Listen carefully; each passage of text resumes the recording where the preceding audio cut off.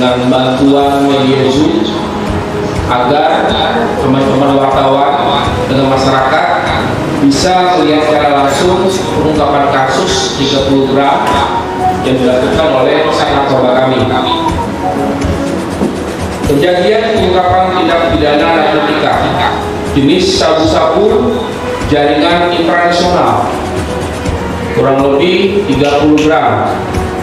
Waktu kejadian pada hari Selasa tanggal 15 November tahun 2022 sekira pukul 23.30 WIB.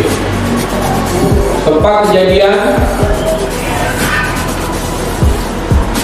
di Desa Api Laut, Kecamatan Bandar Laksamana, Kabupaten Bengkalis. Pelaku Muhammad Atta alias Atta bin Zaidir, umur 30 tahun. Pekerjaan nelayan, agama Islam, api-api laut dusun Kelapa Desa, api-api Kecamatan Bandar Laksamana, Kabupaten Bengkalis. Selanjutnya Herman alias Iwan bin Ayam, almarhum, 45 tahun, petani, agama Islam, api-api laut dusun Kelapa Desa, api-api Kecamatan Bandar Laksamana, Kabupaten Bengkalis.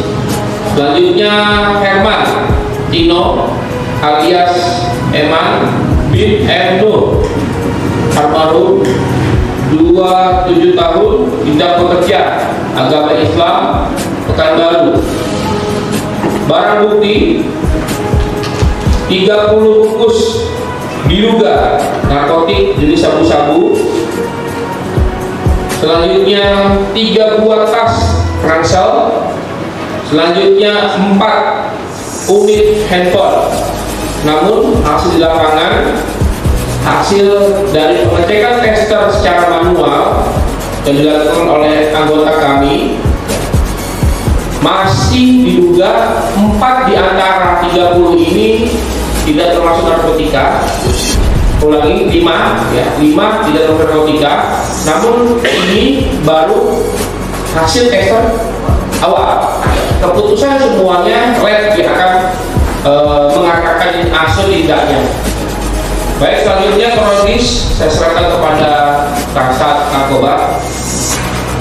Memang ini berawal dari informasi dari pemirsa Dimas kita di Desa Bahan ini, karena adanya laporan-laporan masyarakat sering ada beberapa kali keluar masuk speedboat yang mencurigakan. Nah, berdasarkan informasi tersebut, saya dan tim hari Selasa tanggal 15 November ini sebagai informasi kepada rekan semua bahwa kami lagi melaksanakan operasi antik yang habisnya tanggal 16, berarti 1 hari menjelang habis operasi anti narkotika Polda Riau. Kita syukur alhamdulillah mendapat tangkapan ini. Nah, kejadian itu pada pukul 23.30 pada malam Rabu itu kita setelah melakukan survei di daerah api-api ini menemukanlah 2 orang yang awalnya dari alasan mereka dari nelayan, karena baju mereka ketika itu basah, yaitu terhadap tersangka Muhammad Hatta sama Erwan.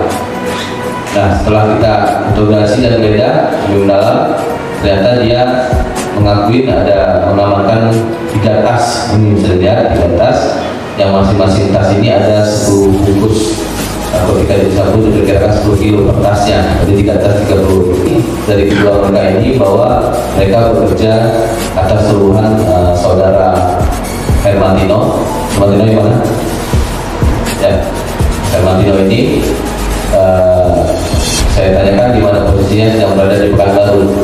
Ternyata mereka diupah sebesar 2.500.000 per bungkusnya. Nah, ternyata ada 30 bungkus, berarti semua 75 juta.